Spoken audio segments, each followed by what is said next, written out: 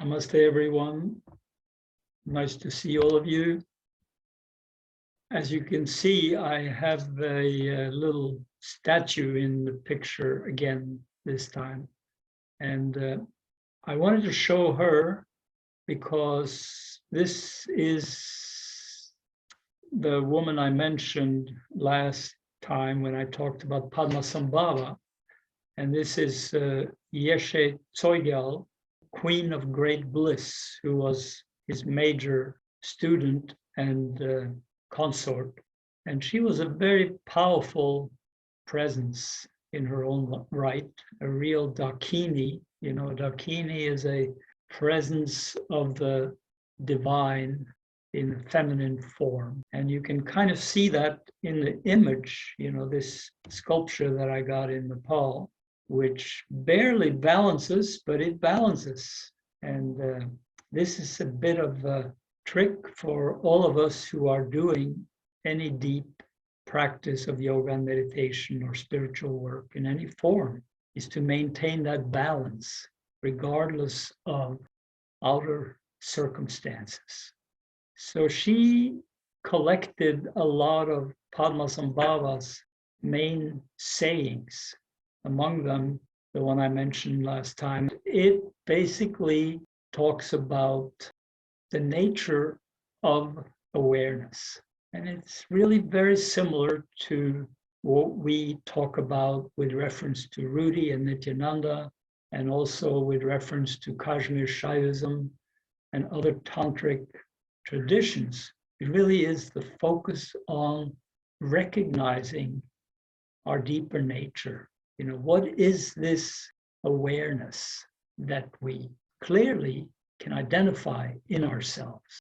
But so much of our existence is spent being kind of lost in the appearances, whether those appearances are external in this form of everything that we see and experience in the outer world, so-called, or whether it is in terms of our own thoughts and reactions, emotions. And the point that Padmasambhava makes, and the same point that Rudy and Nityananda and many other teachers make, you know, is that it is not to be stuck in the appearances.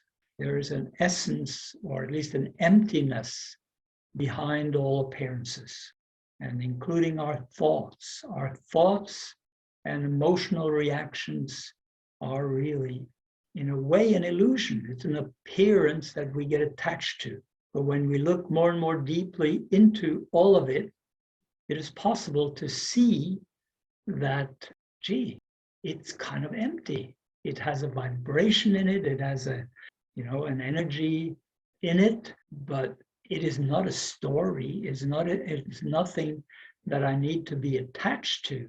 So once we start, and this is Padmasambhava's point in the sermon where he is pointing his staff at the old man's heart, is that anything that we perceive is not to be attached to or chase after or cling to as something ultimately real.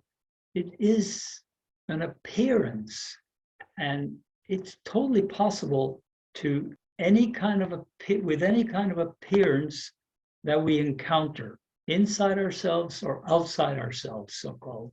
It's totally possible to shift our attention to the degree that we no longer feel this chasing and clinging and attachment, but we can instead just feel the purity of our own witness awareness. We are just witnessing it, and it is empty.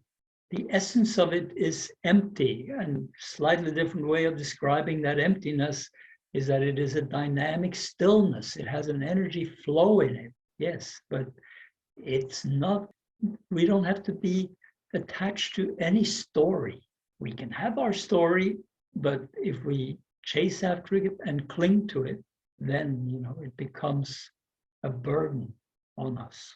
So this is, you know, as Padmasambhava says, and as Yeshe Tsogyal is writing down, it is totally possible to make appearances into our practice, daily practice. This is what we can also call extending our practice into everyday life.